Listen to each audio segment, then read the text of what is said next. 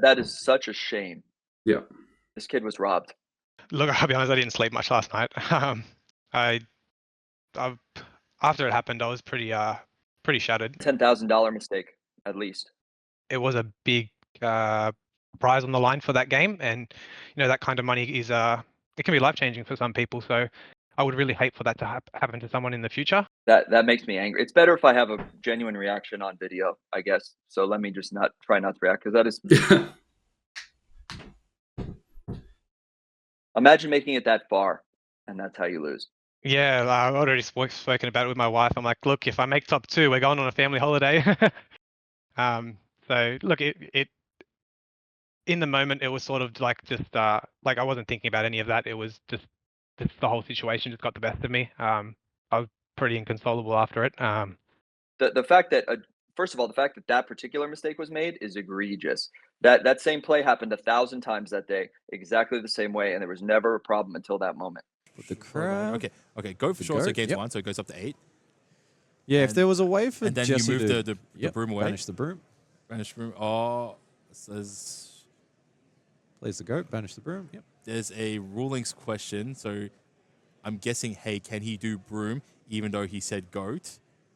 And okie dokie. So yeah. So it's a very interesting situation right now. So you want to be able to get a little bit more out, and it looks like we're back into the game. Yes, here. we are. And it looks stuff happened. Goat. So broom.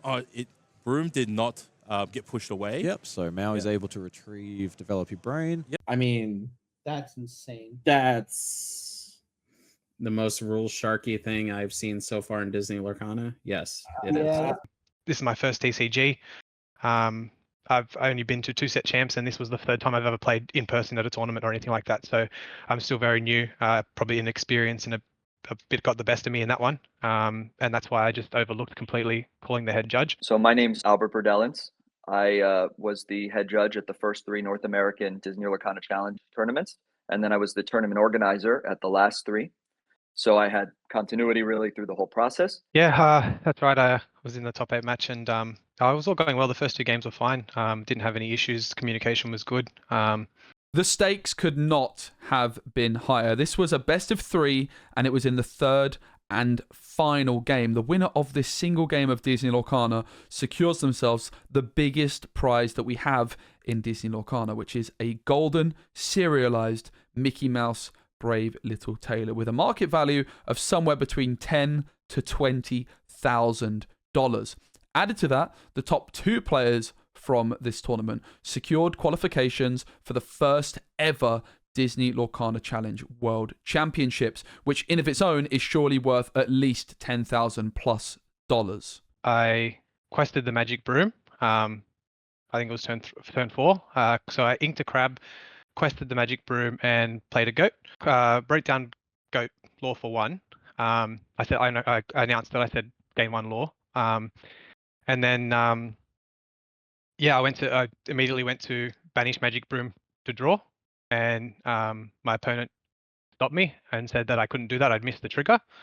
I was a little bit confused, and so I looked at the judge, and then my opponent elaborated, saying that because so once I had played the goat, and then I'd said gain 1 law, then that interaction of the goat was over.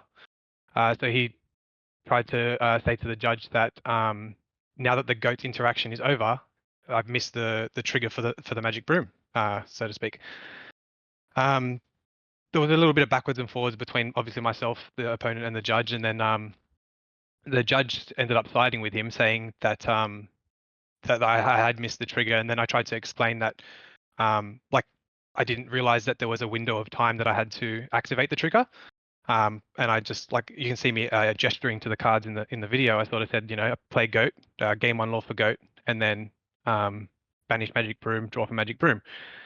And just while we're on this topic as well, I did the exact same thing with a white rose in game 2. I'm not sure if you knew.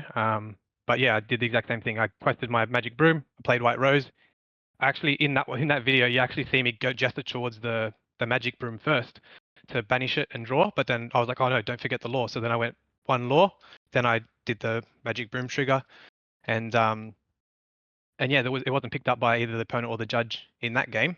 So I've always done it that way. I don't know, if it's the wrong way, then then I've always done it the wrong way. I didn't realize that, like I said, that there was a time frame on the triggers or anything like that. No, he didn't do anything wrong. The operational guidance that exists is that triggers need to only be acknowledged when they would affect the game state. Thus, Jesse could pull out the triggers in whatever order he wished, and in fact, he did not even need to acknowledge that he put the trigger into the bag before he pulled it out. Now, if you want to clarify as a player whether whether your opponent, for example, put the trigger in the bag in the first place, you can do that. But to the best of what I could see on the screen, that isn't what happened. It was only afterwards, as it began to be resolved, that the opponent took issue with what was happening. But that same play happened at least 1,000 times that same day, exactly the same way. It looked like a very natural reaction to me. It didn't look like it was manipulative in any manner. It looked like he was simply resolving those two triggers in the same gameplay pattern, in the same line that he had done 100 times earlier, and there was no issue. And in fact, I believe that the same thing happened earlier in the game, and, and there was no objection. When he explained it to me, it wasn't very clear, but I understood what he meant. So I'll try and just explain it in a clear way. So it was basically, the goat is a mandatory trigger, whereas the magic broom, because it says may on the card, is an optional trigger. So when I played the goat, that's once I've written down gain 1 law for goat, then that mandatory trigger is now over, and I haven't chosen to take the optional trigger. So therefore, he said to me that the goat is now resolved, which means it's currently a character on the board. It's no longer a character being played to the board. Therefore, that's why I've missed the window of Magic Broom to banish and draw a card. So then, yeah, like the whole situation, I was pretty flustered, and to be honest, like I know, like I know now, but I completely forgot that I had the option to call for the head judge. I just thought because it was on stream and we had a judge sitting there for the entire game, I just thought, well, he's made the decision. Like, what else can I do, sort of thing. And I just went, well, I sort of just looked around and went, all right, well, I guess I put my broom back and passed to you. Like, what else can I do, sort of thing. And yeah, and then everything else played out from there. So most players know about the bag and how triggered abilities are resolved. You can pull any of them out in whatever order you wish. Now, there's a part of the tournament rules that was there before the bag existed that says that you have to announce your triggers, how you're going to resolve them before you start resolving any of them. That part is now obsolete and should be removed. And in fact, by coincidence, 3 days before this tournament, I put in the rules channel, hey, we should fix this. And they said, it's on our roadmap, it's going, but it's been over a year.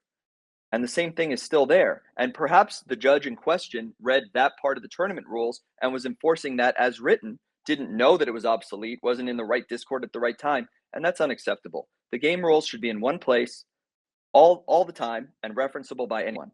And the idea that you have to be in the right Discord to hear the right thing from the right person to know how the rules work is unacceptable. Sure, I'll give you the exact citations. I could do it off the top of my head. So you look at 8.7.4 of the comprehensive rules under the bag, and it says that you can take things out of the bag at your leisure in the order that you wish. Okay. Then if you look at the tournament rules, I believe it's section 4.3, and you can highlight this for your audience. There's a section in there that's also in the first chapter set notes, by the way, that says that you have to announce the order of resolution of multiple triggers that are triggered at the same time, such as the goat and broom trigger that occurred here. They both are put into the bag at exactly the same moment. So the part of the tournament rules that was in there have been in there since the beginning, but are now obsolete due to the newer part of the bag, that due to the new bag rules that came out in the comprehensive rules, but no one has actually taken that sentence out of the tournament rules in the first place. Something like that should never happen. It's been months. I understand overlooking it right at the moment, but I pressing the delete key is really fast. And sarcasm aside, there's got to be a faster way to do this, or at least a way to make it widely publicly known. In this case, you have something that's still in tournament rules that says you have to do it one way, but then you had new game rules that came out that says it's done another way. And that confusion is what caused this player to be robbed of the opportunity to have their gameplay dictate their results. And I think that that's a shame. I feel terrible for the player that went through this.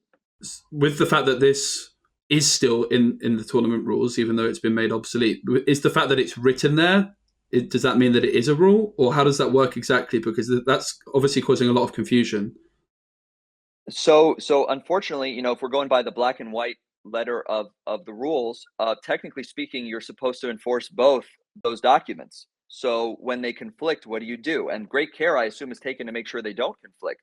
So I'm not sure how that oversight could be allowed to continue. But the fact remains, we've been given informal guidance, and again, I asked about this 2 days before this tournament, and the answer I was given officially was, "Oh yeah, we know that that's there, and we're gonna fix it." But that doesn't help the judge that's trying to enforce the rules, maybe without being in that Discord, and it certainly doesn't help the player that thinks the game works one way, and then at the exact worst possible moment finds out that it doesn't. I felt really good in that game 3. Game 1, I pretty much didn't stand a chance. Game 2, I felt comfortable in the lead the whole way, obviously on the play. And then game 3, I was feeling pretty good. He had no cards in hand at the time, which is great. He had only one popsicle on board if he top decked to hear him. I was feeling really good. I think I had a bounce and a goat. Oh, I played the goat, so I had a bounce in hand and stuff. And I thought, even with the half shark on the board, I can probably just bounce a few things around here to keep building up slowly. And hopefully he top decks a couple of bricky cards or no card draw or search or anything like that. I think his next top deck turned out to be a be prepared, so that means he would have just maybe quested a couple times and passed back to me. I can get a few more things down. I would have had the extra card in hand for ink, for the magic broom trigger as well. Not only that, it also helped them search a few because the develop your brain found a popsicle. The popsicle moved the deck along a bit further and that sort of thing. And then he found another half shark and a pirate's life a little bit down the line. And if I could have had a couple more turns before those cards came out, like I said, I felt like I was in a really good spot in that matchup to have a good crack at it. And then I pretty much from the turn he played the second half shark, and then the pirates like that, I didn't feel like I was a single chance in the game after that. It really turned it around. So we've now heard from Jesse and heard his account of the situation. His account matches with what was viewed on the stream. Obviously, I am not the type to ever really recount or comment on any of these things because I was not there. I didn't see what happened. To my understanding, many of these things are edited.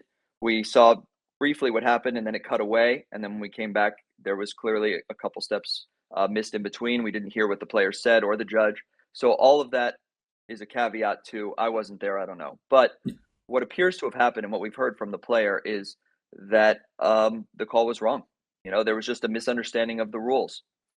And I don't do these types of things. As you know, I don't take on appearances on any podcast. I do not make public statements simply because I want to be viewed as an impartial arbiter and enforcer of the rules and a guardian of the game's integrity. And in order to do that, sometimes you have to keep your mouth shut so that you're not viewed as having a predisposition or opinion.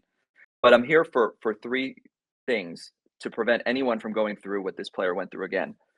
First, I'm advocating for the establishment of a formal judge program for Disney Lorcana immediately. I think that is a really important thing that needs to happen. Second, I'm calling for the synchronization of game rules and tournament rules. For some reason, they got separated, and I'm not sure exactly how much sense any of that made in the beginning, but it certainly doesn't make sense anymore. And the third thing is I'm calling on Ravensburger to increase transparency on organized play in three specific areas, the 3 Ps: plans, policy, and penalties. We can get into the details of those things, but that is why I'm here. It really is unfortunate that this happened this way. I feel terrible for the player. I really, it's a miscarriage of justice that occurred, and I'm very sad to see it happen to a local player, and to make it all that way and have the fruits of your labor taken away from you unjustly is a travesty. And I think that is really the key. We're here to make sure that something like that doesn't happen to anyone else ever again. I really have 2 simple rules as a judge. Very simple principles. First, gameplay should determine the results of a tournament above anything else. Yep. And second, that players deserve to know the rules under which they're competing in advance. Those are 2 very simple principles that I think everyone can adhere to. And I would love to see those enshrined as policy in the actual game rules. In Disney Lorcana, the player going first has a pretty big advantage, and Jesse only got to go first once in this best of 3 because Clement had secured a higher seeding on day 1 of the tournament. So when Jesse plays his White Rose, gains a law, and banishes his Magic Broom, and Clement says sure, there isn't a huge advantage for Clement to gain at this particular moment in time. Jesse is going first, he's in control of the game, and Clement doesn't necessarily think that it matters whether or not that Magic Broom is banished or not at this moment in time. And Jesse goes on to win that game too very comfortably. But this is very, very different context in game number 3 when the judge call eventually happens. Jesse plays his goat, he writes down the law, he then goes to banish his Magic Broom, but before he can even think about it, Clement's hand is already reaching across the table. To me, as a third-party viewer, this looks premeditated. It looks as though Clement has picked his moment to make this particular judge call at a moment it benefits him most. This Magic Broom being left exerted on the board, not drawing Jesse a card, completely changes the dynamic of this third and final game when the stakes are at their highest.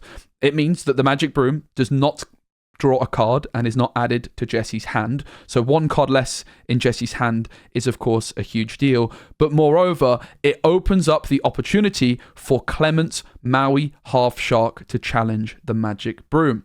In Disney Lorcana, you can only challenge exerted characters. So Jesse's strategy here is to ensure that he doesn't leave any characters exerted for Clement to challenge with his Maui Half Shark. So when this judge call then comes through and is ruled very surprisingly in Clement's favour, it gives Clement a monumentally huge unfair advantage for the remainder of this game. The Maui Half Shark is able to challenge the Magic Broom, removing it from the board, of course denying that 1 extra card in hand for Jesse, but it also then allows Clement to get the Develop Your Brain action card from his discard pile and add it into his hand. Develop Your Brain is just a 1-cost action, but it's a very, very strong card. It allows you to look at the top 2 cards of your deck, put 1 on the bottom and 1 at the top. Clement decides to put a Porpsicle in hand, which he can then play and draw another card.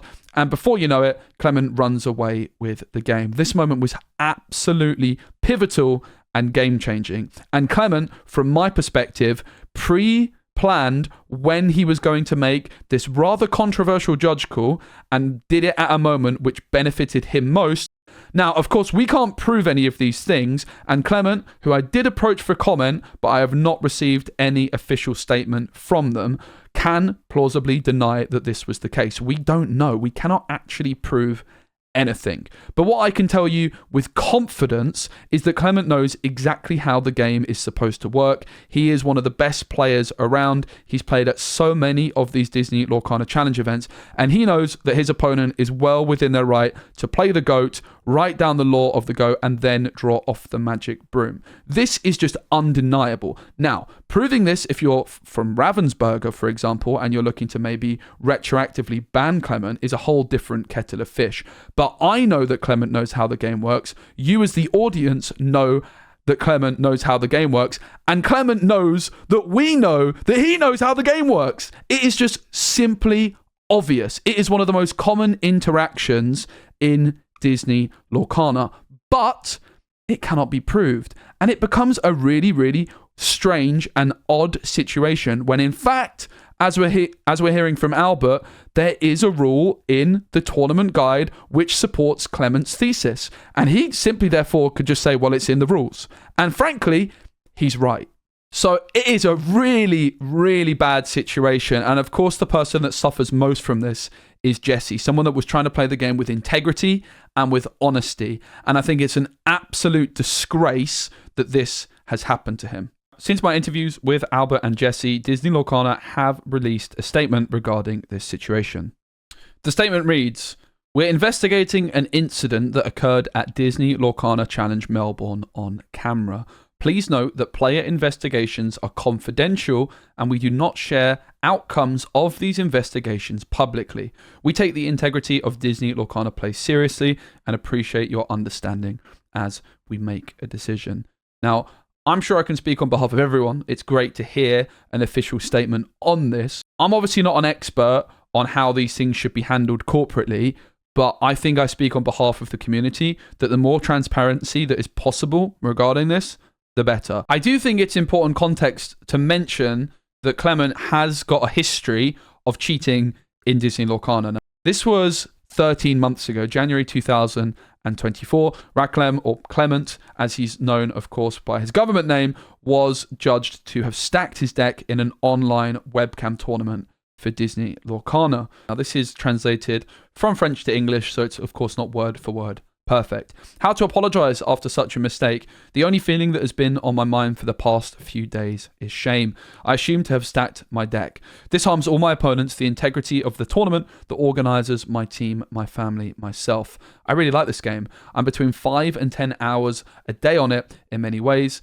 I edit alternative formats, 3v3/cube. I'm trying to help the community by answering as many gameplay questions as possible on Mulligan, etc. It's a very big part of my life. The pressure of competition mounted, Bologna arrived, everything exploded. I've been training every day for almost 6 months to achieve my goals, but this time I went over the line.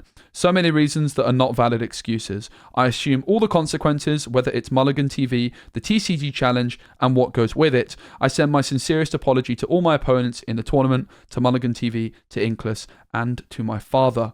It will be a long time, I know it, but I will do my best to come back a better version of myself. Now, of course, this situation is very different, but I do think it's important context to note that this player does have a reputation of playing dishonestly. Now, of course, many people over in Europe are aware of Clement's history and might be more careful when they're queuing against him, but over in Australia, there's a very good chance someone like Jesse just had no idea about Clement's past. What is a judge program, and why do we not have one already in Disney Lorcana?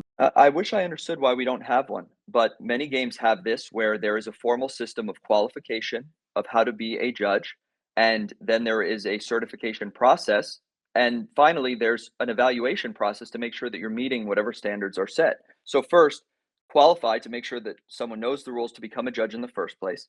Second, to have a certification system so that people know an official recognition of who is a judge.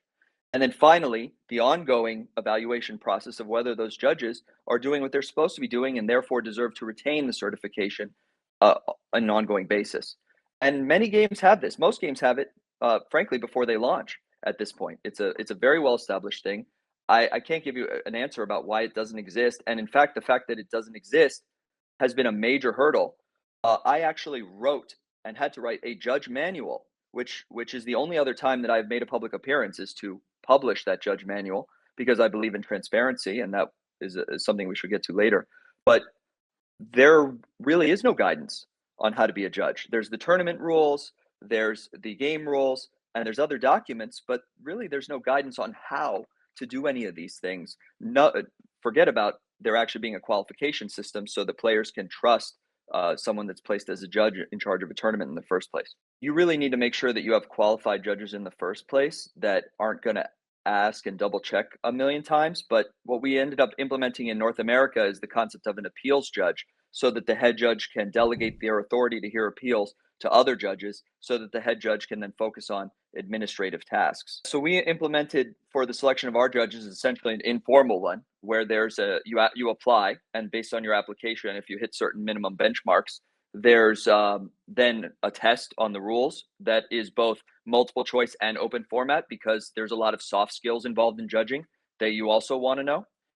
There's also language skills that might be relevant and interpersonal de-escalation type stuff. But the fact of the matter is that there has to be some barrier to entry so that the players can have any amount of trust that the person that has authority over their event has the qualifications, expertise, and dedication to do so. I think that's a key part of the process. And even if the judges are doing a great job, I think that's important, because we've now seen a huge range of what is acceptable behavior for judges. You go back to the North American Challenge, and I'm not even going to get into the judge calls at that event. But it's my understanding that at the beginning of that event, there was an announcement that the rules were going to be changed and that intentional draws were not going to be allowed. Springing that kind of change on players at the event as the event's beginning is unacceptable. There's no excuse for not communicating something like that in advance. I mean, I cannot possibly imagine a justification other than because somebody said so. that would be considered a good idea. Like I said, players deserve to know the rules that they're going to be competing under, and they deserve to know those before they get there, because they deserve to make the decisions that are appropriate to them accordingly. And this goes back to transparency too. I've seen a lot of judges hide behind, oh, we can't talk about this. Oh, there's confidentiality involved. I want to be clear, because I implemented the confidentiality of rulings in this game myself, and it was always intended to protect the players' right to privacy, not the tournament officials. When you are given authority, you also have accountability. Those should be provided in equal portions. If you are going to be the person in charge of an event and you have the authority to manage the event and give players penalties and end their tournament run, you should be accountable to those players in a very transparent way. I have no idea how the right to privacy somehow got turned on its head, but that needs to change as well. The problem is that none of these rules or regulations are enshrined in any place in particular, and it's really the Wild West. You have a huge a range of variability of how players and tournaments, are managed. And I would love to see a standardization of that. I would love to see Ravensburger take an actual stand and put it in writing. Yeah, this is a bit behind the scenes, but it plays out in very ugly ways. And this is what happened in Australia is a perfect example of how this tends to play out. It was a ticking time bomb, and something like this was inevitable. So within Ravensburger, you have what they call rules, which is the mechanics of how the game works, what the cards do, how the keywords are done, how interactions are managed, the different protocol of how to resolve certain effects. And then you have what they call policy, which is how the organized play is managed, the size of a tournament, how many, packs should be used for a pod, how many drafts, et cetera, how many rounds. All of that they consider policy.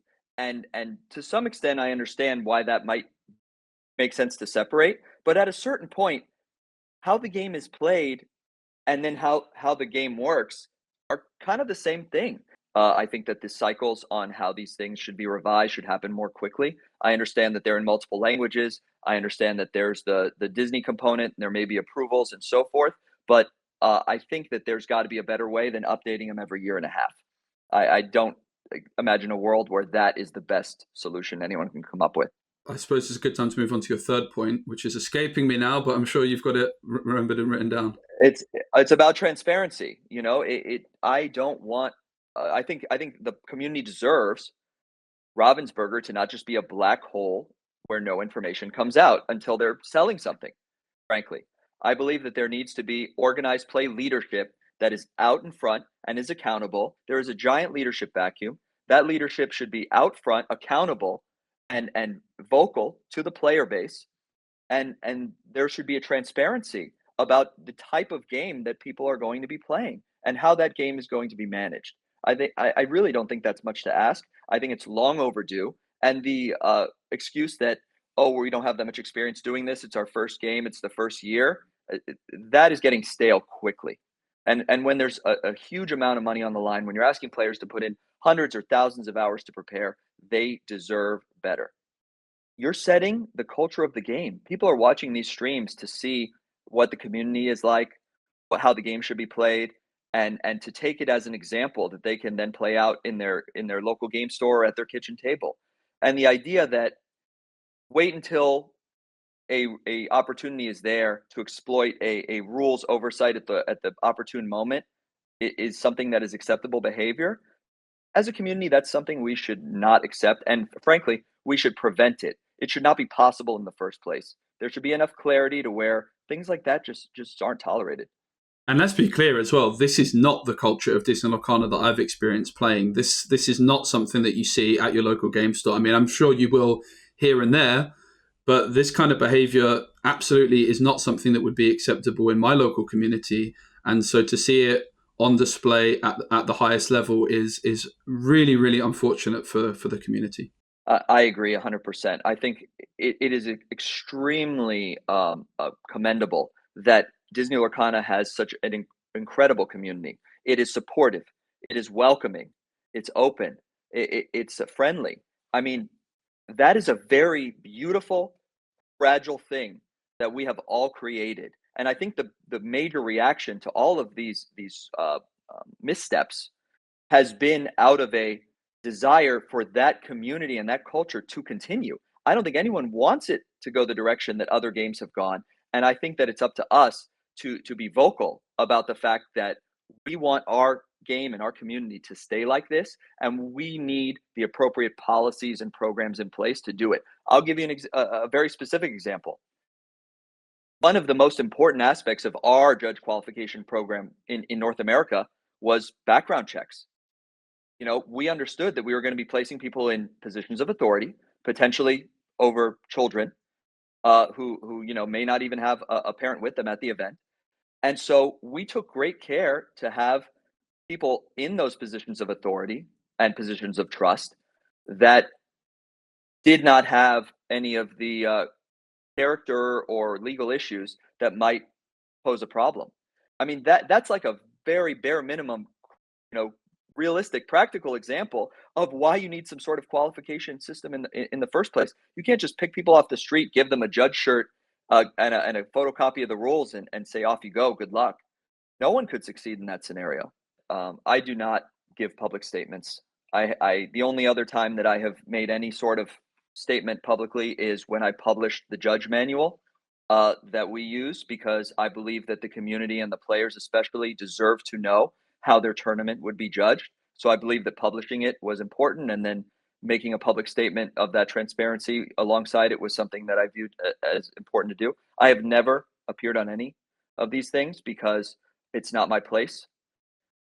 So in speaking out now, even though I'm retired, I'm speaking out in support of the hundreds of judges in North America, in Europe, and in Australia, and across the world that have been, frankly, making the game look great with very little support. And I think they deserve better, and the players do as well. So that is the important thing here. And I encourage each and every person watching this video to share the video and to raise awareness, because we need to take a stand if we want the community to continue to be the beautiful but fragile, incredibly welcoming place that it is. On that note as well, if someone wanted to become a judge for Disney Lorcana, is it something you would recommend that they try out, and how would someone go about doing that? Sure.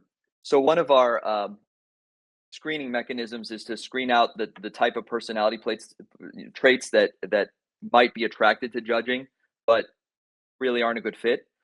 You know, if you want to join the judging program to lord your knowledge of the game over others, that's not going to go very well for you. Don't do that. Just find something else to do with your time and effort. If you want to do it to go on a power trip, also that's not going to last very long.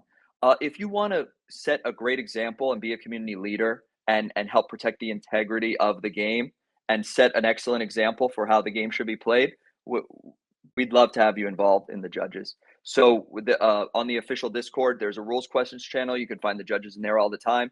Feel free to ask any of them who seem to be knowledgeable how to get more involved. Ask your local game stores, your local tournament officials, if they're accepting judges. Read the rules documents, become familiar with how the game works. And that's really the best start you can have in the interim in between a official channel or official program.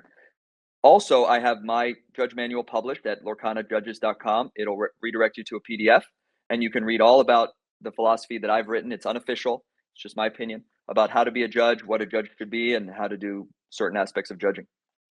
Awesome. That sounds amazing. I think after this, I might have to give judging a go myself. I'm honestly thinking I should try and be a judge for a day to really see how it feels, because I imagine it is not an easy job. You know, the people who do it don't really want the credit.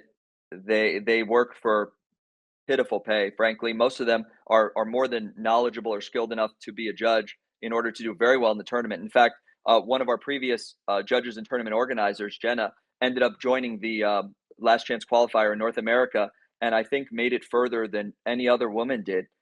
She was my counterpart for many of the tournaments, and you know, she's excellent. So many of the judges that you see are sacrificing what they could be doing as players in order to protect the game as judges. And I think that is an aspect that most people miss. And that's something that they're happy to do because it's so important. We just need the game publisher to get on board. So yeah, just the more education that we can get out there, the more training and that sort of stuff that we can get, the less it'll occur. And then we'll just get the process right for the future. I've had a lot of support, people reaching out and supporting me from the time that it happened. I just want to thank everyone for their words. There's so many kind people in the community. It's really awesome how many good people there actually are out there. Everyone's had my back, just making sure I'm okay. People I don't even know, like people from the event that I'd met on the day and talked to once or twice, people that I don't even know have been messaging me. So I just want to thank everyone for the support, and let's make Lorcana a great place for everyone to have fun and enjoy the game that we like to play.